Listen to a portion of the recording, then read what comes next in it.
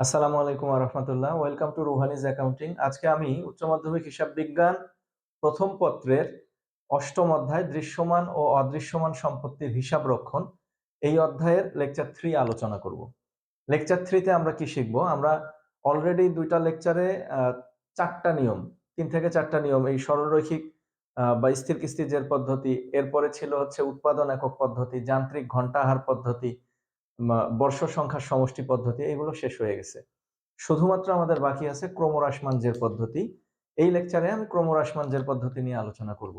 অন্যান্য পদ্ধতির থেকে এই পদ্ধতির পার্থক্য হচ্ছে, অন্যান্য পদ্ধতিতে আমরা অবচয় সারণীটা তৈরি করছি একভাবে, এখানে অবচয় সারণীটা তৈরি করব আরেকভাবে।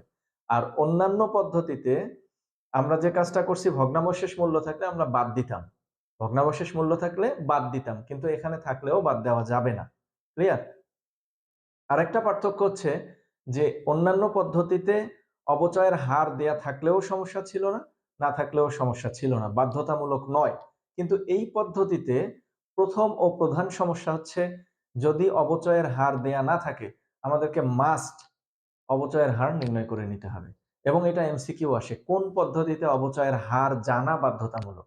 এটা হচ্ছে ক্রমহ্রাসমান জের পদ্ধতি। তাহলে আমাদের হার নির্ণয় করার ফর্মুলাটা শিখি। হার নির্ণয় করার ফর্মুলা হচ্ছে 100% ভাগ n গুণন 2।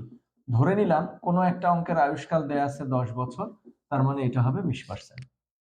ক্লিয়ার? এখন একটা অঙ্কে আমাদেরকে 3 বছরের অবচয় সারণী করতে বলছে, অবচয় নির্ণয় করতে বলছে। অবচয় নির্ণয় করতে গেলে অবচয় সারণী ক্যালকুলেশন করতে হবে। এটা হচ্ছে ধরে নিলাম সাল, সাল হচ্ছে 2020 সাল, 2021 সাল এবং হচ্ছে 2022 সাল।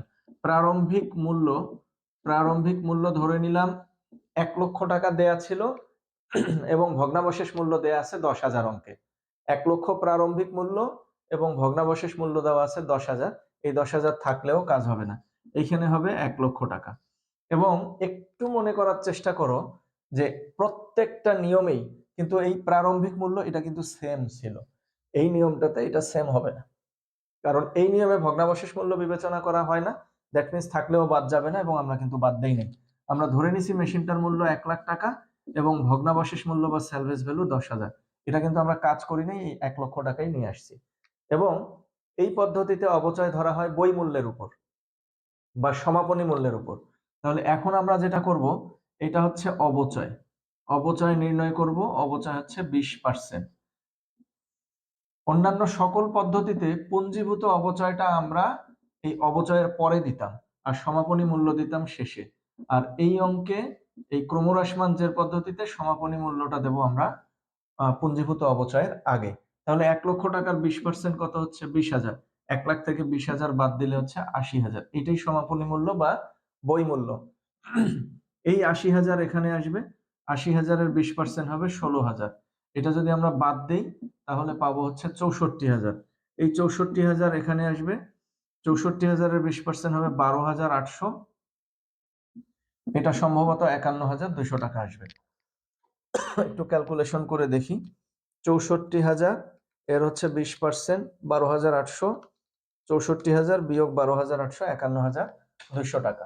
এখন পুঞ্জীভূত অবচয় হবে অবচয়ের যোগফল। তাহলে এটা হচ্ছে 20,000, 20 এবং 16 হবে 36,000, 36 এবং 12,800, এটা 36,000, 36,000 আর 12,800 হচ্ছে 48,800। আমরা একটু যোগটা চেক করব। এই 20,000 যাবে এখানে, তাহলে 20,000 এর সঙ্গে যোগ হবে হচ্ছে 16,000, এটা হচ্ছে 36,000, 36,000-এর সাথে যোগ হবে হচ্ছে 12,800, এই হচ্ছে 48,800। অন্য অঙ্কে খেয়াল করো যে অন্য যে নিয়মগুলো করে আসছি, প্রারম্ভিক মূল্য সব ঘরেই সেম ছিল, পুঞ্জীভূত অবচয়টা আগে ছিল এবং প্রারম্ভিক মূল্যের সাথে পুঞ্জীভূত অবচয় বাদ দিলে নির্ণয় হতো সমাপনী মূল্য। কিন্তু এই অঙ্কে প্রারম্ভিক মূল্যের সাথে যদি অবচয় বাদ দেই নির্ণয় হবে হচ্ছে সমাপনী মূল্য। ফার্স্ট কাজ হচ্ছে অবচয়ের হার যদি দেয়া থাকে ভালো, না থাকলে সেটাকে কি করতে হবে? নির্ণয় করে নিতে হবে। নিয়ে অবচয়ের হার দ্বারা অবচয় ক্যালকুলেশন করলাম। 1 লক্ষ থেকে 20,000 বাদ 80,000। আবার এই 80,000 হবে প্রারম্ভিক মূল্য। এই 80,000-এর 20% 16,000 বাদ দিলে 64,000। এই 64,000 হবে সমাপনী মূল্য অথবা বই মূল্য। এটা হচ্ছে 21 সালের, তাহলে এইটা হবে 22 সালের প্রারম্ভিক মূল্য। এটার উপর অবচয় নির্ণয় করে বাদ দিলে সমাপনী মূল্য বা বই মূল্য নির্ণয় হবে। এটা হচ্ছে বই মূল্য বা নিট লিখিত মূল্য বা সমাপনী মূল্য। এরপরে পুঞ্জীভূত অবচয় কিভাবে নির্ণয় করা হয়? অবচয় যোগ করে করে। তাহলে অবচয় দেখো 20,000, এই যে 20,000, 16,000, 20 16 36, 36 আর 12 হচ্ছে 48,800। এই অঙ্কেও জাবেদা কয়টা হবে? 3 বছরের জন্য 3 দুগুণ 6, আর মেশিন ক্রয়ের জন্য একটা, 7টা জাবেদা। তাহলে এইটা হবে 1 নাম্বার জাবেদা, এটা হবে 2 নাম্বার, এটাই হবে 3 নাম্বার। তারপরে এইটা হবে 4 নাম্বার জাবেদা, এটা হবে 5 নাম্বার জাবেদা, এটা হবে 6 নাম্বার জাবেদা, এটা হবে হচ্ছে 7 নাম্বার জাবেদা। এই হচ্ছে আমাদের অবচয় সারণী।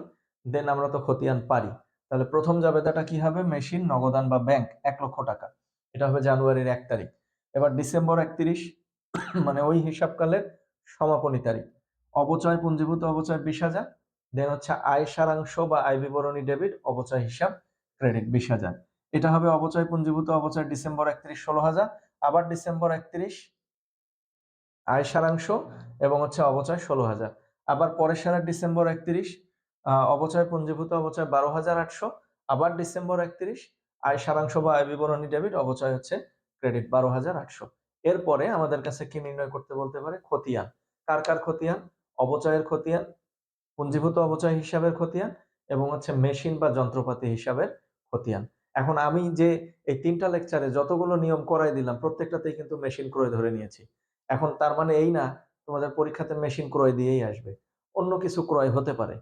ঠিক আছে, মোট কথা সম্পদ ক্রয়, তাহলে ওই সম্পদের নামটা আমরা দিয়ে দেব। ক্লিয়ার?